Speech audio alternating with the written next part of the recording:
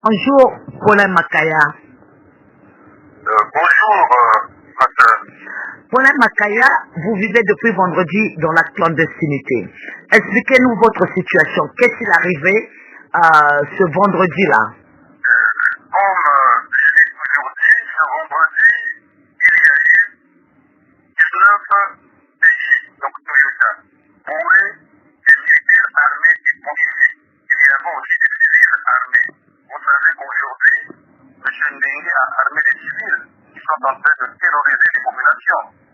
Et lorsqu'ils sont arrivés chez moi, j'étais déjà parti, ils ont cassé le portail, ils ont aussi cassé les différentes portes de la maison. En passant, ils sont rentrés, ils ont tout pillé, saccagé, tout ce qui n'était pas là. Même dans ma chambre, lorsque vous arrivez, vraiment tout a été pris, saccagé. Mais si j'étais sur place, c'est sûr que je serais plus en vie aujourd'hui.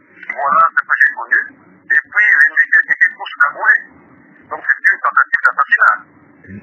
Monsieur Paulin Makaya, c'est pas la première fois que les forces de l'ordre chez nous s'en prennent à vous. En quoi expliquez-vous cela? Pourquoi votre personne? Pourquoi êtes-vous si souvent ciblé?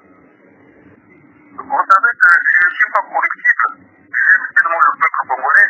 Ce que je fais avec amour et opiniâtreté. J'aime bien mon peuple. Je n'ai jamais accepté des avances. Je suis toujours quelqu'un qui respecte ses engagements. Je fais ma politique comme j'entends. Je le fais au profit de notre peuple. Donc le président Sassou aime donner à manger à tout le monde. Je suis l'un des rares qui n'accepte pas les avances du président Sassou. Donc ça dérange. Et puis je dis la vérité au président. Je suis là pour le peuple parce que le peuple souffre. Rien qu'à voir le peuple, je vous dis que c'est grave. Les Congolais montent à leur faim, la paupérisation, les souffrances même à l'hôpital, il n'y a pas de médicaments, mais c'est très grave. Il y a plus de corbillard que d'ambulance de Congo-Brazzaville. Ça, on ne peut pas l'accepter. Et ça, je le dis aujourd'hui au président Sassou que c'est pas normal et qu'il ne peut pas briguer un troisième mandat parce qu'il n'a rien fait pour le pays. Et ça dérange. Où est-ce que vous étiez le 20 octobre? Le 20 octobre, comme vous le savez, j'étais le terrain, sinon le seul leader qui était sur le terrain. J'étais devant la bourre, j'ai marché avec la population, et il y a eu four. Je pense que vous avez des éléments sonores, vous avez des vidéos, j'étais sur le site pour devant, et nous avons mobilisé les menus. Malheureusement, ils ont tiré sur nous à pas de rien. Vous le savez, il y a même des hélicos pour toucher de nos têtes, qui ont bombardé, qui ont tiré, des bombes lacrymogènes. C'est terrible, c'est comme si nous étions dans un pays de Far West. C'est cela, c'est que nous avons connu. Monsieur Paulin Makaya, tout jeune déjà, je vous ai connu il y a environ 16 ans à Bamako, aux côtés du leader Kolela. Est-ce que c'est votre engagement aussi aux côtés de Kolela qui vous motive, qui vous a donné la pulsion, cet amour pour votre pays, et qui vous pousse à braver ainsi le président Sassou et son arsenal d'oppression? Vous savez, chez nous, on a toujours dit Madame Foi, Madame Ayingana. C'est-à-dire que les vieux parmi périssent et disparaissent, mais les jeunes parmi doivent continuer contre le combat et continuer le combat. C'est ce que je fais. Effectivement, j'ai été sur lui, l'un des rares qui était le représentant de la Cola à Bamako. À cette époque, je vous ai rencontré, souvenez-vous. Nous étions qu'à deux. Il n'y avait ni les enfants ni d'autres collaborateurs. Donc, autour de ce président, j'ai eu la chance d'être encadré et j'ai toujours respecté ces valeurs-là. Nous sommes dans la continuité et pour permettre à notre peuple de changer un peu de vie. Il n'y a pas que le président Kolela, j'ai aussi la chance de travailler avec le président Missouba, avec notre président, même le président Sassou lui-même. Moi, je n'ai jamais poussé un iota. Il faut qu'on aime notre peuple. Il faut qu'on aime le pays. Avec le président Kolela, qui est mon mentor, je lui dis, aujourd'hui, c'est vrai, il m'a beaucoup aidé. Voilà pourquoi je lui dis, c'est égal à moi-même. Oui, mais monsieur Paulin Makaya, on vous reproche de vous la jouer un peu solo. Est-ce que c'est ce qui explique que lorsque vous avez des ennuis, il n'y a pas d'autres opposants autour de vous? Je ne suis pas désolé, comme vous le dites. Je suis un homme qui peut se péter d'amour. Vous savez que lorsqu'on fait de la politique, c'est un problème d'engagement et de conviction politique. Lorsque je suis rentré il y a une année, et qu'il était normal que je mette en place un parti politique, parce qu'on ne peut pas faire de la politique sans parti politique. Et j'avais l'obligation d'installer mon parti. Aujourd'hui, tout le monde est dans le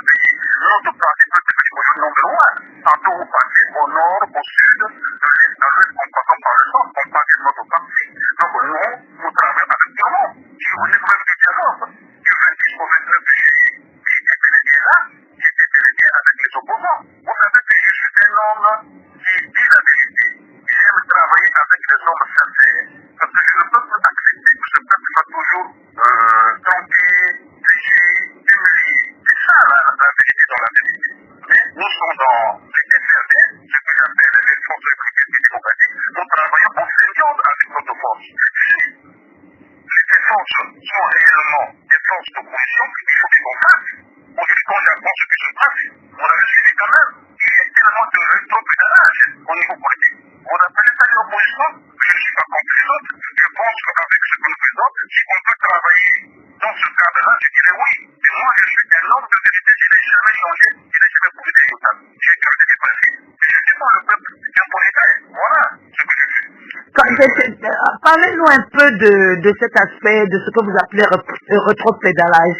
Quelle est votre opinion sur, d'un côté, la désobéissance civile et de l'autre côté, les journées villes mortes qui ont été suspendues? Mais vous voyez, aujourd'hui, venez à Brazzaville, même à l'extérieur, les gens disent la vérité aujourd'hui, qui finalement problème à payer avec raison, et c'est grave. Mais il y a eu un mort dans ce pays. Et puis c'est ceux qui ont arrêté la date du vin. Mais sur le terrain, on n'a vu personne, j'étais seul sur le terrain. Il était où? Oui, mais monsieur Makaya, ce jour de 20, vous avez très bien vu que une partie de notre capitale a bien été, il y a bien eu rétention à population pour manifester dans une partie de notre population. Il semble que tout a été fait pour qu'il n'y ait que la partie sud qui puisse avoir accès à un moment aux manifestations pour, semble-t-il, être opprimé à la fin. Ça, c'est pas du fait des opposants. Ça, c'est du fait de l'oppression du pouvoir. Un calcul savamment concocté. Oui, vous voulez dire que dans le sud du pays, les gens sont plus motivés? Non. Le Congo reste indivisible. Ça, vous devez le savoir. Oui, mais en fait, expliquez-vous alors le fait que les populations du Nord ne soient pas sorties? Mais est-ce que les leaders eux-mêmes étaient votés contre la Chine? Oui, dans le sud de... Mais vous savez que ces leaders-là, à ce moment, étaient quadrillés chez eux, confinés chez eux. Mais oui, mais justement, poser la question, je pense qu'ils ont été qualifiés le jeudi, mais pas le mardi, pas le lundi, pas le mercredi. Ils étaient où dans ces conditions-là? C'est le jeudi soir qu'ils étaient qualifiés, c'est ça, la vérité. Non, moi je pense que lorsqu'on arrête cette date, les leaders devaient être au devant de la scène. Les leaders doivent apprendre à marcher avec les populations. Si les leaders étaient au devant de la scène, on ne parlerait plus de l'histoire du pouvoir actuel. Voilà la vérité dans la vie. Alors, dans votre clandestinité, que souhaitez-vous? Comment comptez-vous regagner votre vie et reprendre vos habitudes? Mais moi, je ne suis pas triste, bien au contraire. Je savais que dans la vie politique, il y a tout ça. Ce que je suis en train de faire, j'ai des avocats qui sont en train de travailler. Nous avons porté plainte parce que c'est très grave ce qui s'est passé. On ne peut pas quand même nous empêcher à vivre notre liberté. Ça, c'est très grave. On ne peut pas quand même nous empêcher à être un pays démocratique. Sans vous l'empêcher, poser la question à tout le monde. Les Congolais ne se sont pas déplacés pour aller voter au référendum. Posez la question. Les Congolais ont posé les urnes. Et je ne sais même pas si le président a eu 3%. Mais je crains, soyons sérieux. Quand c'est comme ça, nous demandons plus simplement le retrait du projet de constitution. Le président doit respecter le nombre de mandats. Ça, c'est très très important. Lorsqu'un peuple souffre, on doit pas le faire pour son bonheur seul. C'est pas normal. Monsieur Makaya, vous avez vu le soutien inconditionnel de la Russie au président Sassou Nguesso pour des intérêts économiques via son ministre des Affaires étrangères, Jean-Claude Ngakoso, décoré dans ce pays-là. Est-ce que vous avez encore espoir que Sassou lâchera? Mais écoutez, l'avenir du Congo appartient aux Congolais et non aux Russes. Et aux Français, c'est d'abord les Congolais eux-mêmes qui doivent prendre leur question en main. Voilà pourquoi on a laissé l'Europe, on est venu sur le terrain au paisible de nos vies. Et ça, on le fait. On s'en fout si on peut mourir aujourd'hui. Pour moi, un défenseur des droits de l'homme et un éveil de conscience, mourir dans ces conditions serait très heureux. Et serait un exemple pour la génération future. Nous le faisons, nous devons le faire. Oui, mais les Congolais ont des rapports, ont d'autres rapports avec la mort. On vous reproche d'avoir lâché des jeunes qui ont été tués, on n'en connaît même pas le nombre. On dit que c'est entre 20 et 50. Est-ce que avoir cela sur la conscience dans un contexte congolais où on n'accepte pas de mort, même lors d'une révolution, n'est pas un peu lourd pour vous? Mais moi, je pense que moi-même, j'étais sur le terrain. Ce qui s'est passé,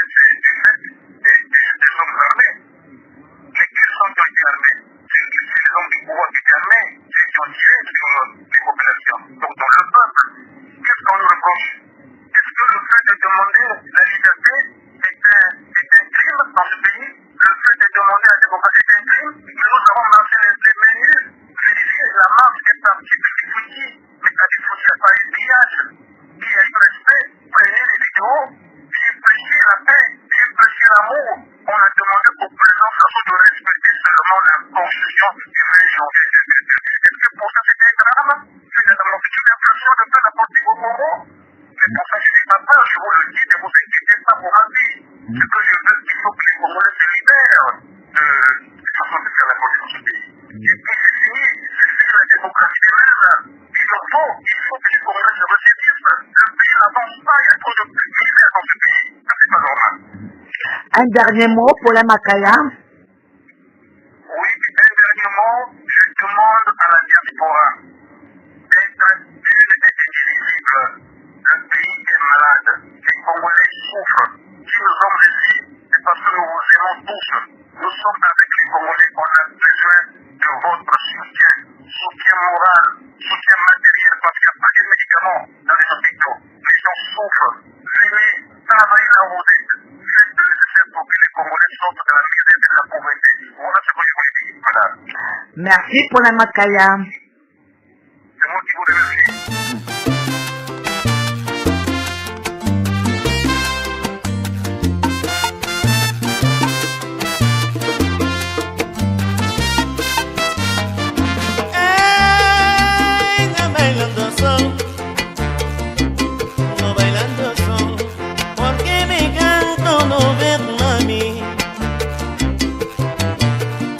Porque no de bailar, mi amor de bailar. Bellaro de bailando, mi amor de bailar. Recuerda, Nora Morales.